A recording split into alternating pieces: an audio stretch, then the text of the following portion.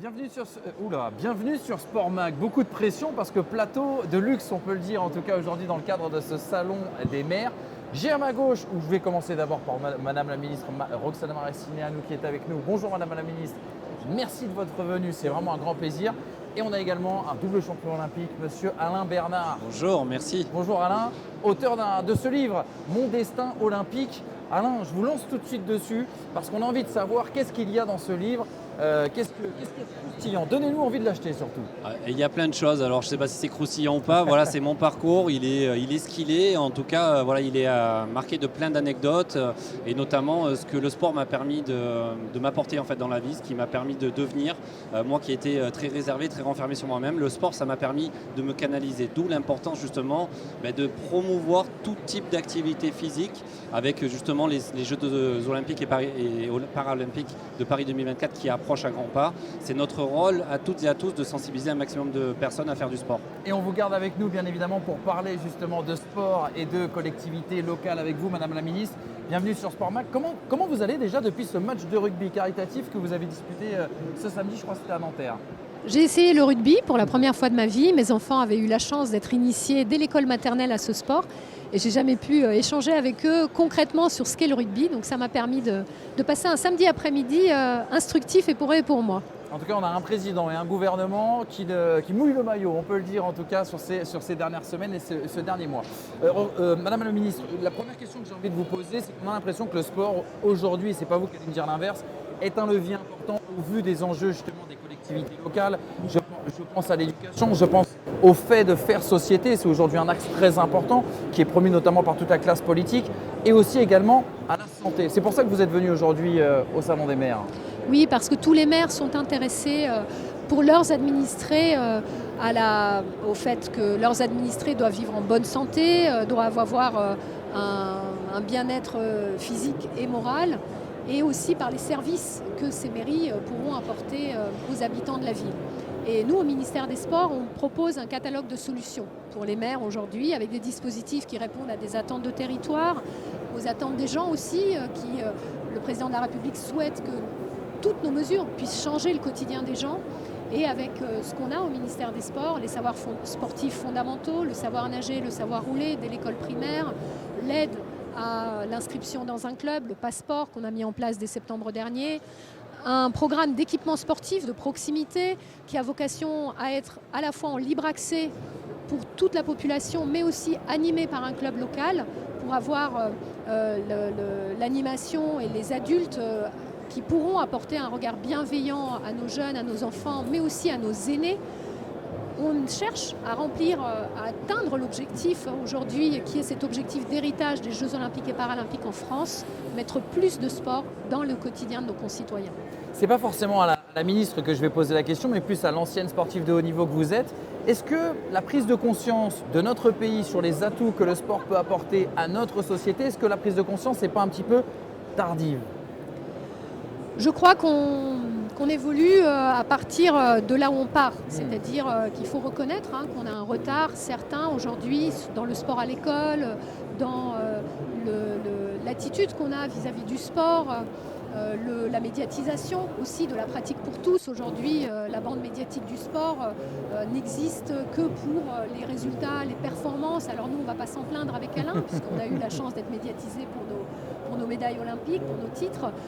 Mais on a besoin aujourd'hui que les médias aussi fassent voir qu'il est possible de pratiquer à tous les âges de la vie, que c'est important de pratiquer pour toutes les populations et qu'on mette aussi en place des dispositifs en lien avec les collectivités, nous, ministère des Sports, en lien avec les partenaires économiques qui s'intéressent de plus en plus aussi à la pratique sportive de nos concitoyens, qu'on mette en place des dispositifs qui vont positionner l'accès au sport comme un droit pour toutes et tous.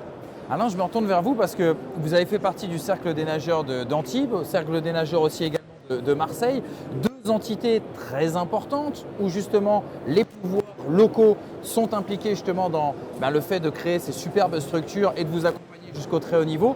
Preuve que la politique a son importance et surtout les collectivités territoriales ont leur importance, non seulement dans le sport loisir, mais aussi le sport de très haut niveau comme vous avez pratiqué. Bien sûr, les politiques locales et les politiques nationales en fait, ont un rôle essentiel en fait, dans le développement du sport en France. Il faut savoir que même dans un sport comme la natation, en fait, qui n'est pas un sport professionnel, il y a le milieu, l'engagement associatif est fondamental, avec énormément de bénévoles qui nous permettent justement de bénéficier de toute l'organisation, la logistique nécessaire pour partir en stage, pour faire des compétitions. Mais si l'élu local ne nous attribue pas assez de créneaux pour nous entraîner et développer une filière de haut niveau, ben jamais on n'arrivera à atteindre cette filière d'excellence.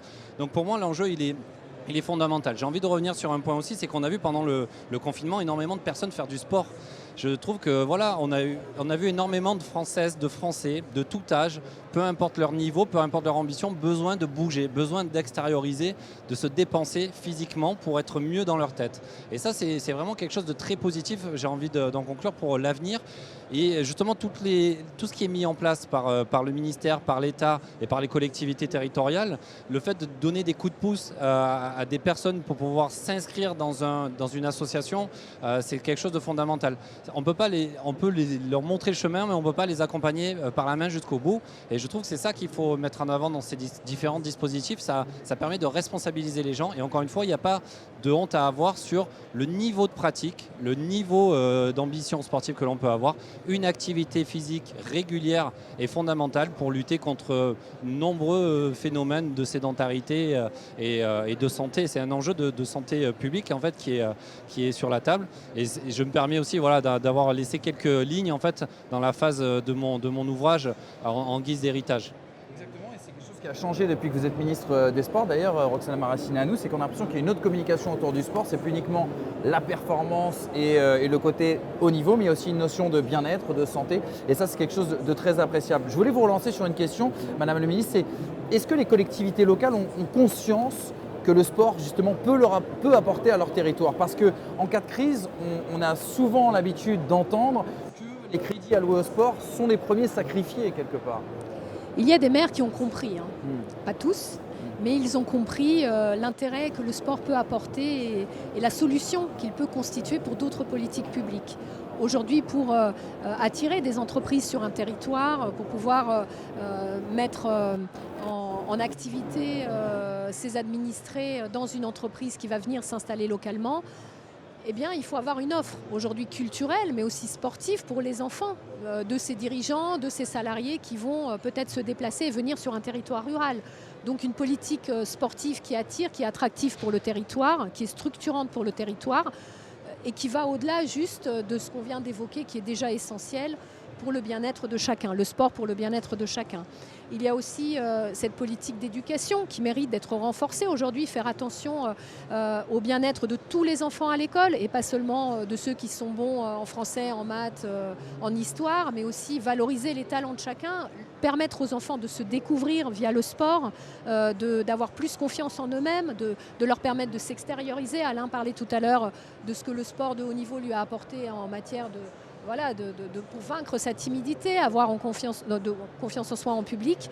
Tout ça, ça se travaille dès le plus jeune âge. Et un sport qui éduque dès le plus jeune âge, pas seulement au sport lui-même, mais aussi au travers du sport à d'autres savoir-être dont on a chacun besoin pour derrière avoir un emploi, pour vivre en société. C'est aussi ces aspects-là qu'on veut mettre en avant au travers du sport. À travers votre impulsion, justement, il y a eu l'installation des conférences régionales du sport qui doivent justement impliquer plus de développement du sport en France. Où est-ce qu'on en est? Et quel est votre premier bilan un petit peu sur cette question? Notre volonté en créant l'Agence nationale du sport en 2019, ça a été de nous mettre à hauteur des territoires, vraiment répondre aux attentes spécifiques qui sont diverses, territoire par territoire.